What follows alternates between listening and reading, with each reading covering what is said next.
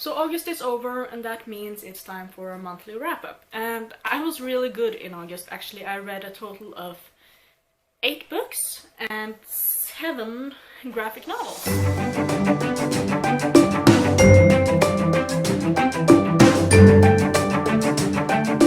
Partly because of the booktubeathon that I tried to participate in, and partly because the month just flew by, I guess, and I read some easy reads this month, so I kind of cheated. So the first book I read this month, and also some of the last ones, were 3 first books in the Percy Jackson series, Percy Jackson and the Lightning Thief, Percy Jackson and the Sea of Monsters, and Percy Jackson and the Titan's Curse, all by Rick Riordan.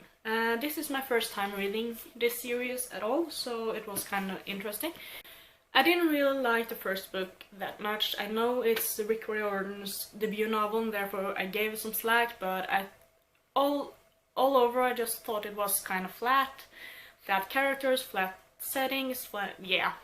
And also I did the mistake of watching the movie before I read it, and the movie kind of flopped as well, so... but I gave it 3 out of 5 stars, and it didn't discourage me to read the rest. Later in the month I read The Sea of Monsters by Rick Riordan, and so far I think this is the best one. Now, I've only read 3 of the books, and so I don't really have that much to compare with, but this one was an easy read. It had action, the characters had developed a lot, and the writing style was also better. So I gave it 4 out of 5 stars. Book 3. It kind of returned to what I thought of the first book. Some parts of it was like you're just doing this to make drama, and I don't really like when authors do that. So this again got 3 out of 5 stars, but I'm going to read the rest of the series. The next book I read, and this was the first book I read for the booktubeathon, was Blood and Chocolate by Annette Curtis Claus. This is a werewolf kind of book. I have a thing for werewolves, but lately there's been too much of werewolves being like pets and just cute doggies wagging their tails and so on, so I'm kind of sad about that. But this one returned to the previous thought of werewolves and what I liked about it. I give this 4 out of 5 stars because I really loved the story. I really loved the werewolves, and the characters were okay, but the men were just so manly. They grind up against the girls, and the girls were mainly for mating and puppies, and yeah.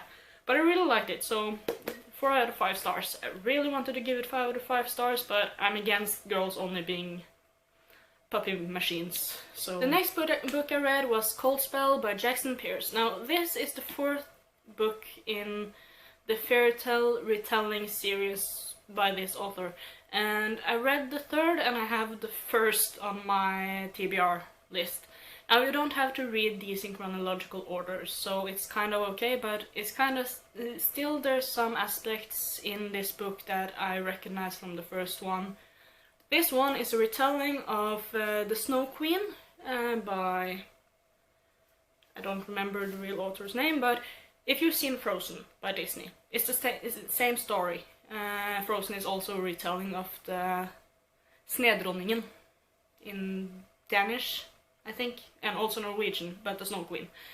In this one we follow a girl that's in love with a boy, and one day a new girl comes into the picture, but she's not normal, she's too pretty, and the boy, the main character, is in love with, suddenly turns on her and disappears with this new girl. Now there is a crazy grandma in the picture, and she also lost her true love to this too pretty girl that suddenly showed up, and the main character, I really do not remember her name. Ginny, and her boyfriend's name is Kai. So Ginny flips through this crazy grandma's cookbook, or book of shadows if you will, and finds out that this girl that showed up and made Kai fall for her is really the Snow Queen, and she does kidnap boys, and so Ginny moves out to try and save him and get him back. And she meets a lot of funky characters, and yeah, and And it's a really easy read, but it is also kind of predictable, so I ended up giving it 3 out of 5 stars. The next one, and maybe the book I liked the least this month, was The Enemy by Charlie Higson. This is a kind of zombie horror book. It follows this group of children in a world where everyone over the age of 14 has turned to mindless cannibals that is slowly rotting from the inside but are still alive. Now this sounds like an awesome premise, right? Like a group of kids having to survive in this world where everyone that was supposed to take care of them tries to eat them. But it flopped. The writer tried too hard to make it like traumatizing and scary and bloody, and just didn't like it. And not at all. The zombies were too smart, and they weren't zombies at all, so I called them zombies. And as I said, she tried too hard to make it traumatizing and too much violence, and I never thought I would hear myself say too much violence, but she tried too hard. So I gave it 2 out of 5 stars. Sorry.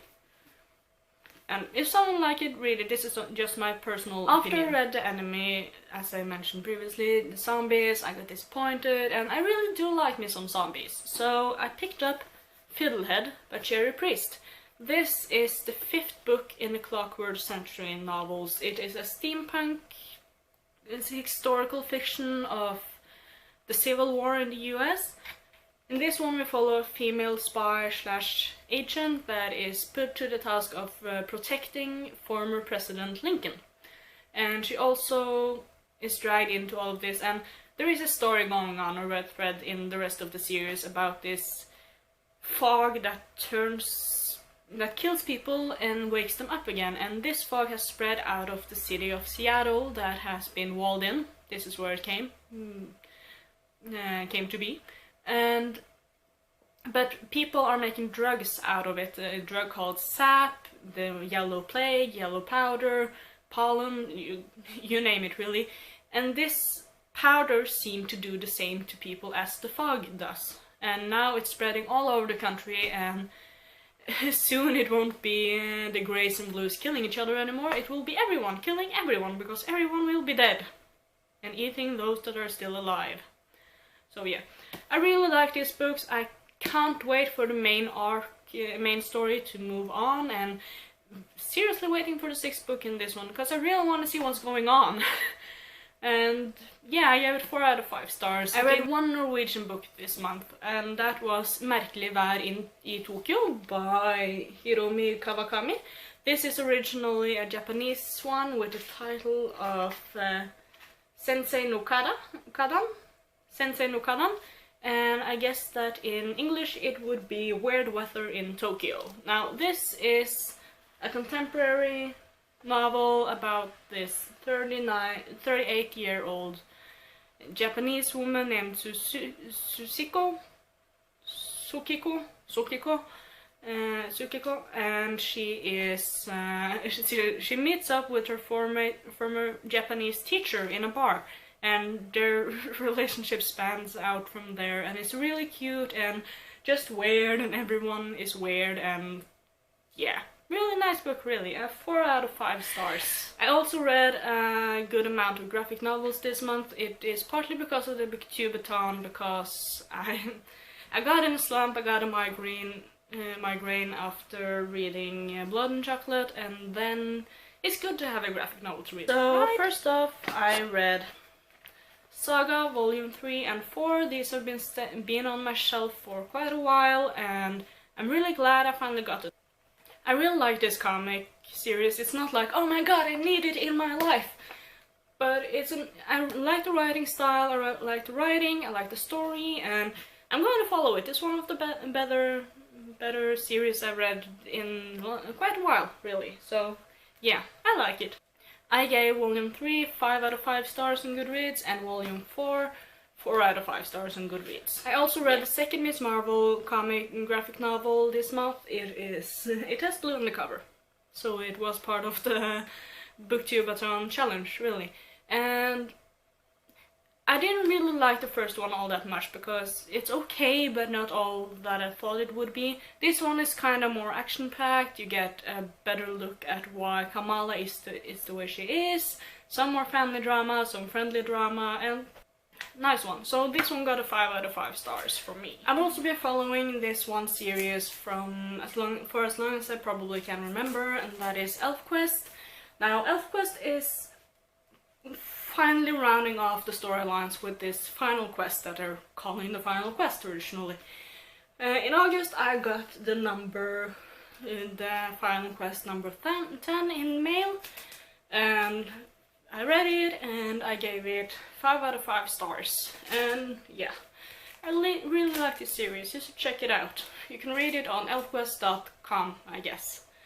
Finally, the last thing I read in August was The Walking Dead Volume 2, 3 and 4 by Robert Kirkman, Charlie Adlon and Cliff Redburn. I forgot to say the names of the other writers, but I will put them down below for the other graphic novels. I've been following the show, and after a while I realized that maybe I should check out the graphic novels as well, because I like me some zombies. The albums takes some new other ways than the show, or the show does things differently from the original graphic novels, and I like it. It's predictable and at the same time not so predictable, and that's okay because sometimes you just want something easy, you know? So I read these throughout the month of August, and I ended up giving number 2, Miles Behind Us, 4 out of 5 stars on Goodreads. Number 3, Safety Behind Bars, I gave 3 out of 5. And number 4, The Heart's Desires, I again gave 4 out of 5 stars. And that's it for this month's wrap-up. I will publish my September TBR not long in a little while, so I'll hope to see you all then, and thanks for watching. Bye!